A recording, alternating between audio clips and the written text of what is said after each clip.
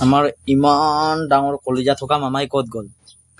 ইমান ডাঙৰ কলিজা থকা মামাই এতিয়া আজি আপোনাৰ অসমকে গ বেগ বুলি কৈছে, আপোনাৰ অসমীয়া জাতিক গ বেগ বুলি কৈছে, আমাৰ অসমীয়া জাতিক গ বেগ বুলি কৈছে। আপুনি ক'ত আছে? এষাৰো মাত শুনা নাই। যদি এনেকে চলি থাকে তেনে মামা আপোনাৰ ঘৰ চোতালতো আপোনাৰ ঘৰো কালি উঠাই পেলাই দিব, মোৰ ঘৰো উঠাই পেলাই দিব। যদি একৰ জিৰ'তে যদি খতম নকৰে তেনেহ'লে এশলৈকে উঠিলে খতম হ'ব। কাৰণ এতিয়াই মৰম কৰি ইমান ওপৰত উঠি গ'ল। মৰম যদি অধিক হৈ যায় তেনেহ'লে আপোনাৰো ঘৰ উঠাই পেলাই দিব ক'ত যায়।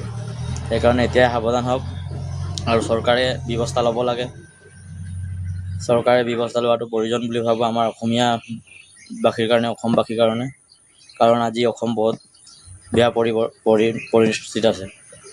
পৰিস্থিতিত আছে।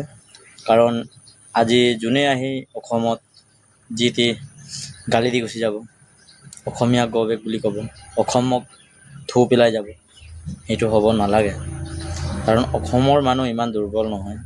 কাৰণ আমি দুৰ্বল নহয় মানে চৰকাৰ আছে, আমাৰ চৰকাৰে কৰিব বুলি আমি ৰখি থাকিলে নহ'ব।